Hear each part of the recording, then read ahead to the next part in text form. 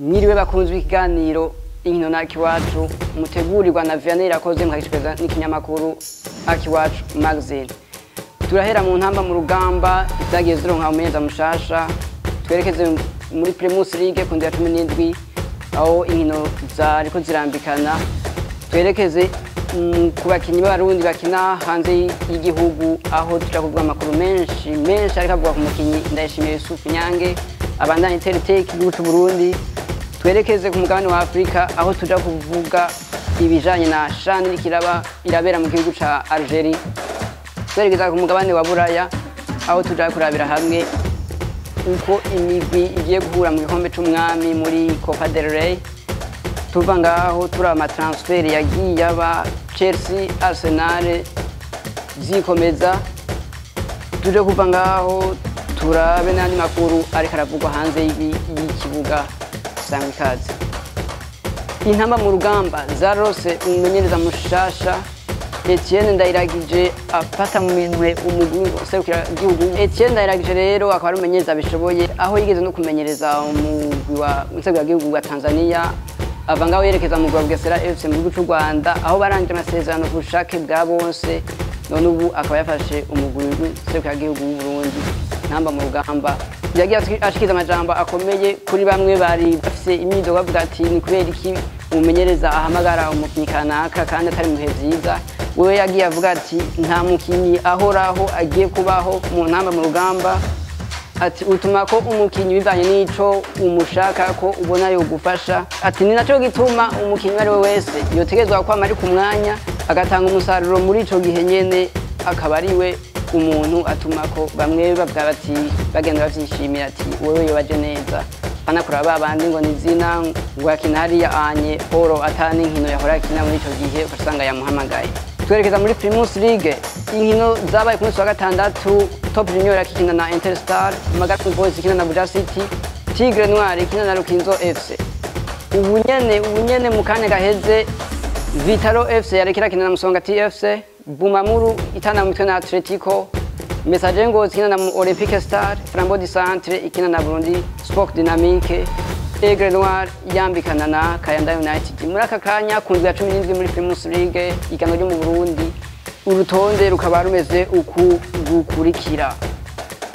Twerekeza ku makuru ariko aravugwa ku bakinyi bakina hanze y'igihugu c'u Burundi abakinyi mpuzamakungu. Duhere ku nkuru iriko iravugwa cane ku mukinyi Ndayishimiye Yusuf Batazira Nyange, umukinyi ariko aratera igihugu c'u Burundi aduza ibendera ku mugabane wa Buraya. Aherutse gusinya mu mugwi wa OGC Nice mu cicaro ca mbere mw'ihiganwa ry'Ubufaransa Ligue 1 Uber Eats.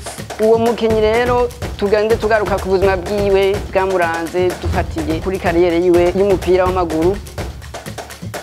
Mu 2019 uwo mukinyi yagina mu mugwa Aigle Noir mu cicaro ca mbere mw'ihiganwa rya Primus League nko bisanzwe. Mu 2020 yaravuye muri Aigle Noir yekeza mu mugwa Yeni Malatya Sport aho yakinye inkino 8 atsinda igitsindo kimwe atanga amapasi yavuye mu bitsinda 2. Yarabandanije akina mu Malatya Sport arinjiza ibitsindo vyinshi. Mu mwaka wa 2021 yavuye muri Yeni Malatya Sport yerekeza mu Istanbul Basaksehir mwihiganwa cicaro gikuru muri Turkiya aho yakinye inkino 16 mu mwaka wa 2021 yindi bitsindo gusa nta n'umupira wavuye mu gitsindo yatanze. Yarakomeje muri 2022 akina mu wa Istanbul Basaksehir nyene. Mu mwaka wa 2022 ushura muri 2023 yarabandanije akinira nyene n'umugwi wa Istanbul Basaksehir aho yakinye inkino 30 yindi bitsindo ndwi atanga na passe decisive imwe yavuye mu gitsindo. Muri 2019 yakinye ihiganwa rya kane akinira intamba mu rugamba byose muravyibuka. Mu mwaka wa 2022 ushura 2023 mu vy'inkino yarakinye ihiganwa rya Europa Conference League bariko barondera itike ryo kuba yuko babandanya mw'iryo higanwa.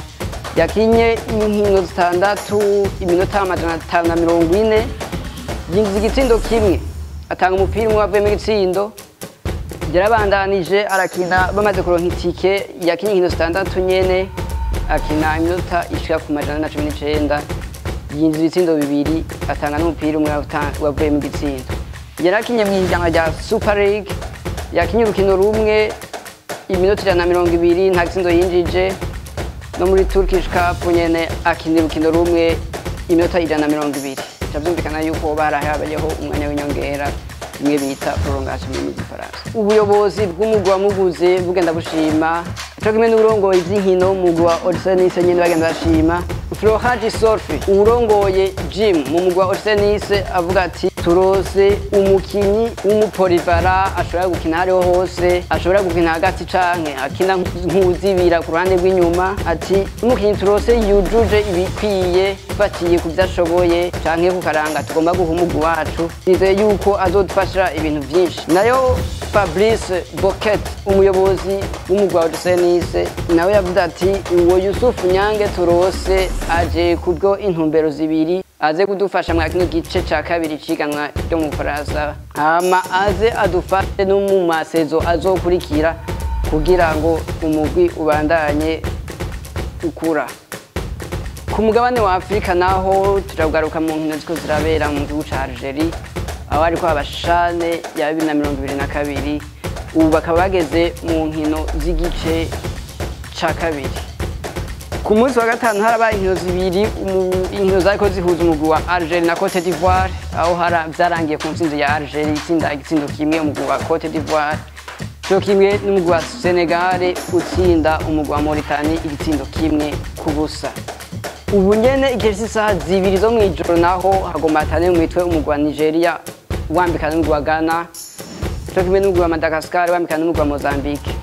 Uko inkino zizoja zihura muri demi-finale, umugwi wa Algeria uhura n'umugwi uzowatsinze hagati ya Nigeria na Ghana, naho umugwi wa Senegal uzoca uhura n'uwatsinze hagati ya Madagascar na Mozambique. Hazoba ari ku munsi wa mbere, umunsi w'ejo igihe cy'isaha 11 na saa 2. Tuva ngaho twerekeza ku mugabane wa Buraya, aho tugiye kuraba amatransfer yagiye aba. Umugwi wa Chelsea wemeranya n'umukinyi yahora akinira umugwi wa Olympique Lyonnais Malo Gusto. Umugwi wa Chelsea umugura miliyoni 30 guteranya n'amabonisi byose hamwe bica bihuira miliyoni 32 z'amadolari y'abanyamerika. Uwo mugwi wa Chelsea nyene ukaba uriko ukora ibintu benshi batangarira, aho mu madirisha abiri gura n'igurisha maze kugura abakinyi bakwiranye n'imiliyoni 533 gusa ku ntwaro y'umanager mushasha Todd Boehly. Gabriel Martinelli yongereza amasezerano y'imyaka 4 n'igice amushoboza kuzokinira umugwi wa Arsenal kushika mu kiringo ca 2027. Ku rundi ruhande umukinyi Moise Caicedo yahora akinira umugwi wa Brighton agiye we bashaka kwerekeza muri Arsenal.